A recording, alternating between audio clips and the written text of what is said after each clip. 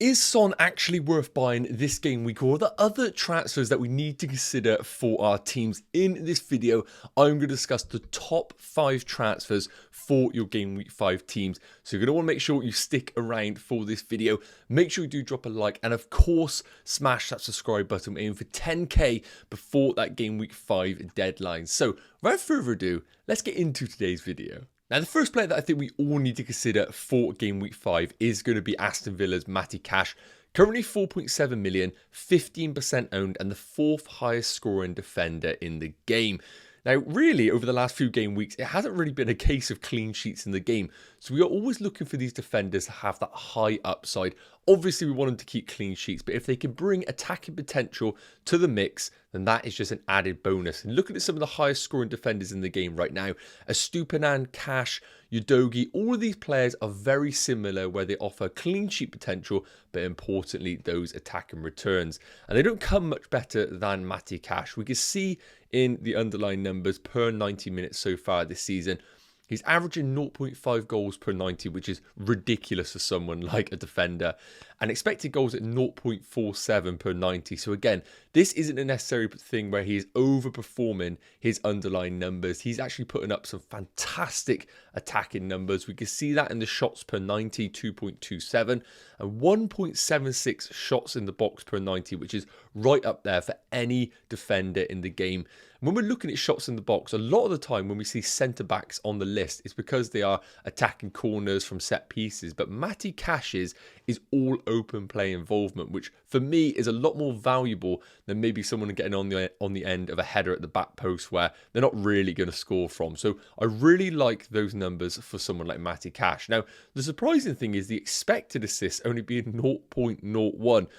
Being a fullback or a wingback in this Unai Emery system, I was expecting him to actually be more of a creative threat, but he is all about being the goal scorer in this system, which over the opening 4 game weeks, I'm not complaining at all. If we can get a goal scoring defender in our FPL teams, we should not be questioning that transfer. Now, as I discussed, he has had few positions in this Unai Emery system already, playing as a right back, a right wing back, and even a right winger at times. So it's a little bit uncertain exactly where we are going to see Matty Cash, but because of some of the injuries that they sustained in defence, I don't necessarily think Matty Cash's minutes are that much at risk right now. So even if he does play as a right winger or a right wing back, these are just positive things going in favour of buying Matty Cash. Now, looking at the fixtures going forward, I think these are quite favourable as well. Crystal Palace at home, I think that's a decent fixture. Game week 6 away against Chelsea, that's a bit of a free hit if you wanted to start him in that game. But Brighton at home, defensively, I don't really think they're the best. So I think that's a good opportunity for him there. Then Wolves away, West Ham at home, and Luton at home. Long term, I think these fixtures are fantastic.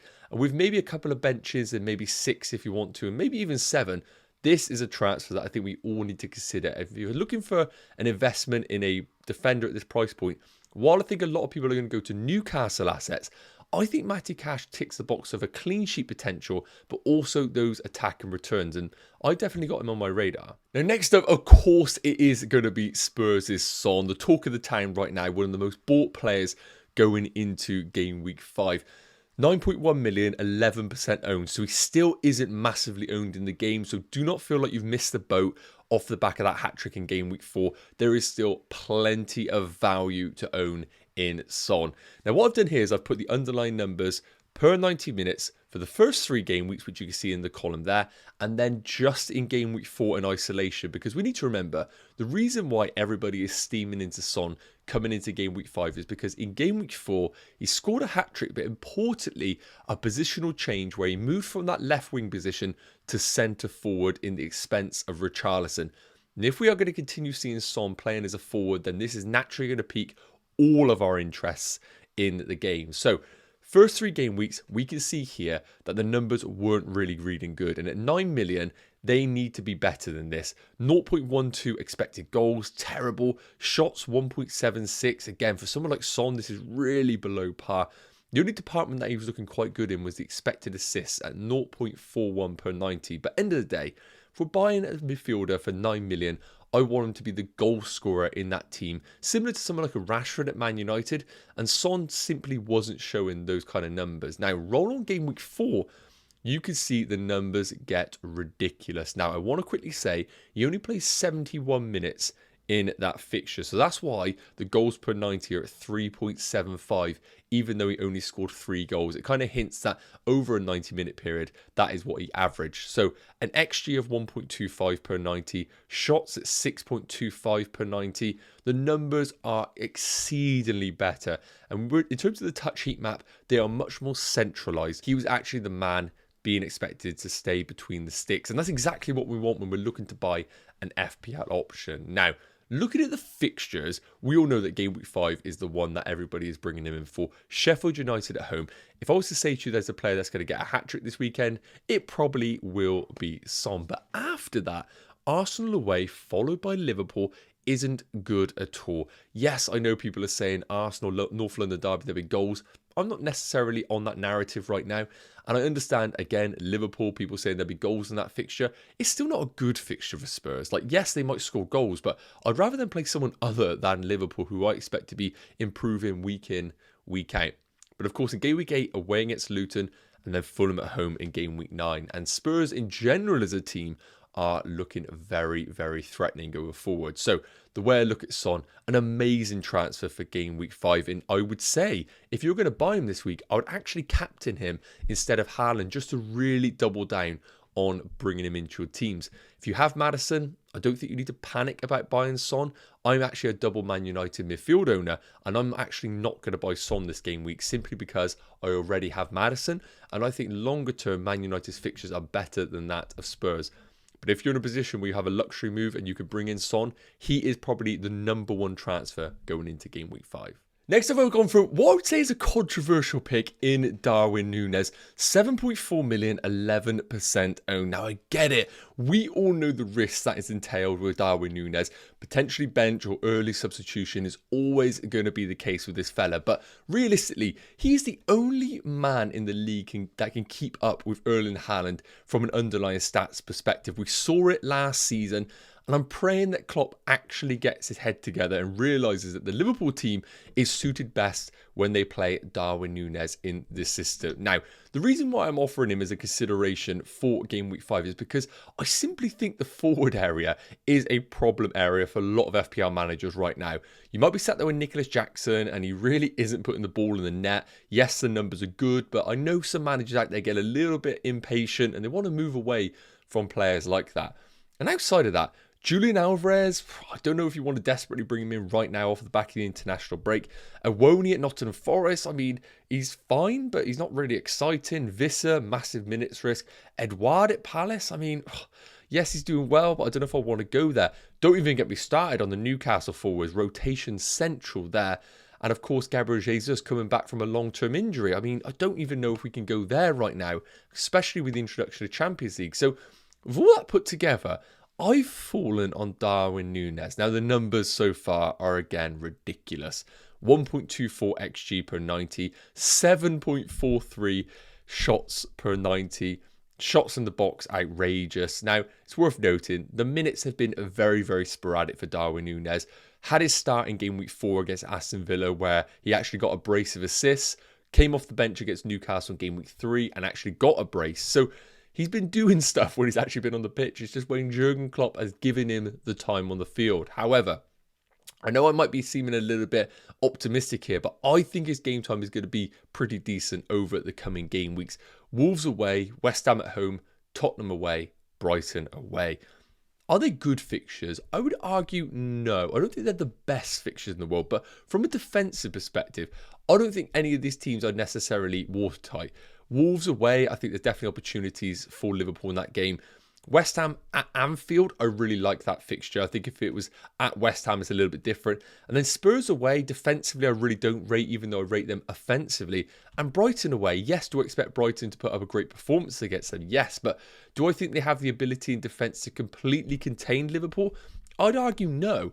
And I really think these fixtures are actually really suited to Darwin Núñez as an option. Now, I get it. You might be worried about his minutes and all, but my question to you is, who's the forward that you have alongside Haaland? Because I could argue all of them have problems regarding them. And realistically, if we're going to have a forward alongside Haaland that is going to be a bit of a problem, and all of them are. Maybe just go for the one that has the most outrageous underlying stats of all of them and hope that 70 minutes of him is going to be better than maybe 90 minutes of a Nottingham Forest's Awoni. So let me know your thoughts on the comments, but this is one that maybe braver managers go for, but I think they are going to get rewarded. And on the subject of boring, sensible transfers, here is Luton's Carlton Morris. 5.5 million, but importantly, only 1.6% owned. Now, you might be sat there thinking, Nacho, what are you doing recommending me a Luton forward? And it's simply put, the only reason I'm personally recommending it is because of the double game week 7. That is literally it, because I know that this is a Luton forward, and Luton are arguably the worst team in the league. So I'm not going to be like the other content creators where I say to you, Morris is the next best thing. I am not expecting him to do well over this period.